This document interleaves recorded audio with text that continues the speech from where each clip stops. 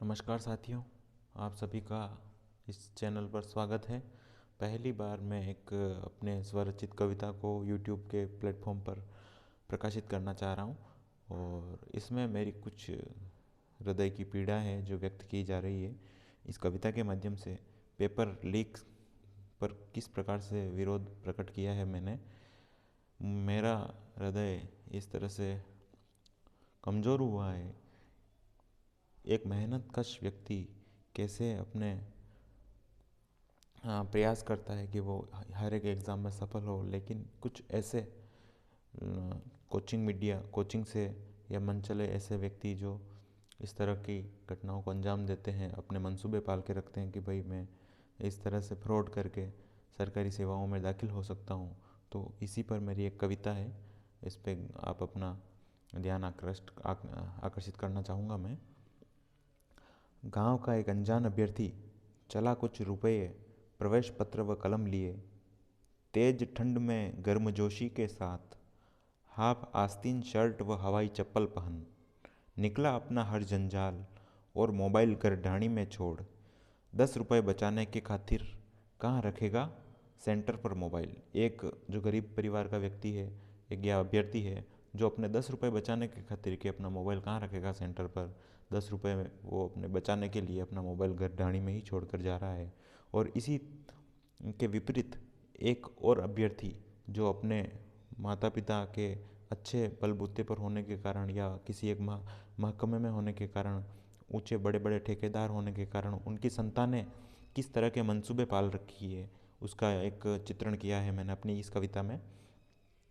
वहीं एक और मंडोर जालोर से 10 लाख का पेपर कम बस टिकट खरीद, पेपर कम बस टिकट खरीद, अभ्यर्थी कम दोषी, अभ्यर्थी कम दोषी निकल चुके लोक सेवा परिवहन बस सेवा में, लोक परिवहन बस सेवा में राजकीय सेवा में आने के मंसूबे लिए।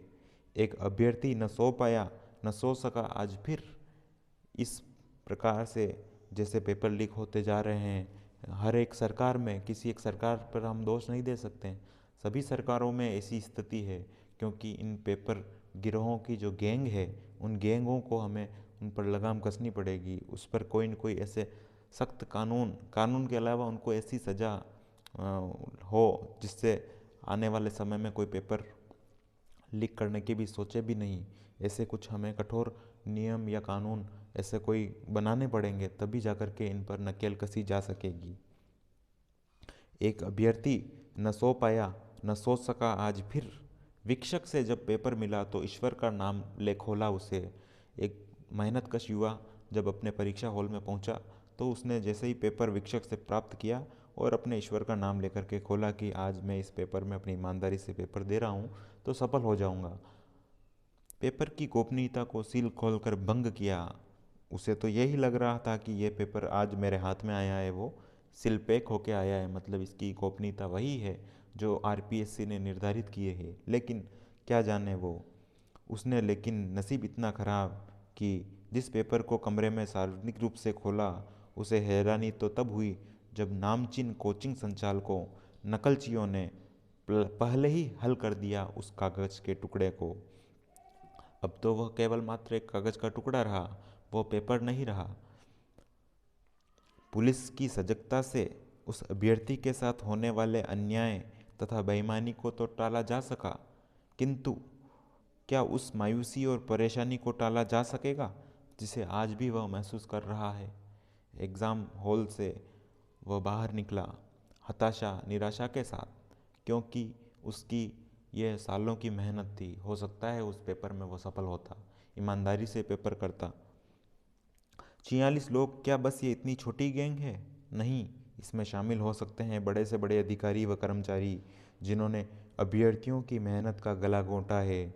संलिप्तता किसी की भी हो, उजागर जरूर होनी चाहिए।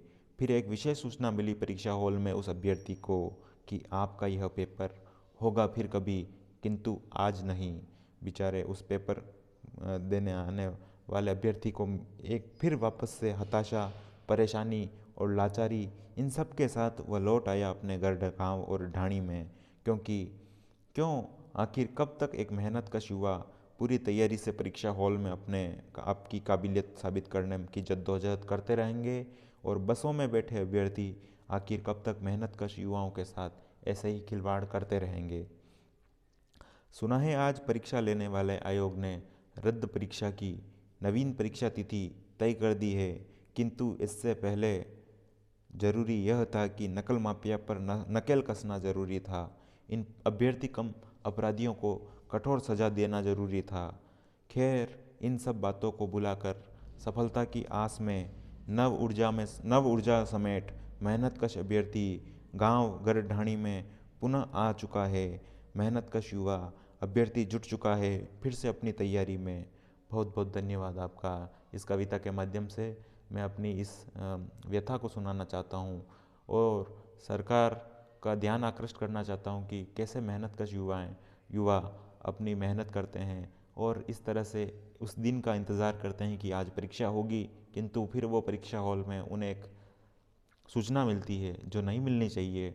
आप सभी से निवेदन है कि इस कविता को या मेरे इन विचारों को ज़रूर ज़्यादा से ज़्यादा शेयर करें, ताकि उस युवा के अंदर, उस शक्ति के अंदर, उस साहस के अंदर पुनः साहस भरा जाए, पुनः शक्ति उसको महसूस कराई जाए, ताकि वो अपनी पुनः चेतना के साथ, पुनः नव ऊर्जा के साथ उस परीक्षा की तैयारी के लिए वो जुट सके। बहुत बहुत धन्यवाद आप सभी का। इस कविता के माध्यम से मैंने अपने विचारों को रखा, आपने धैर्यता से इस सुना।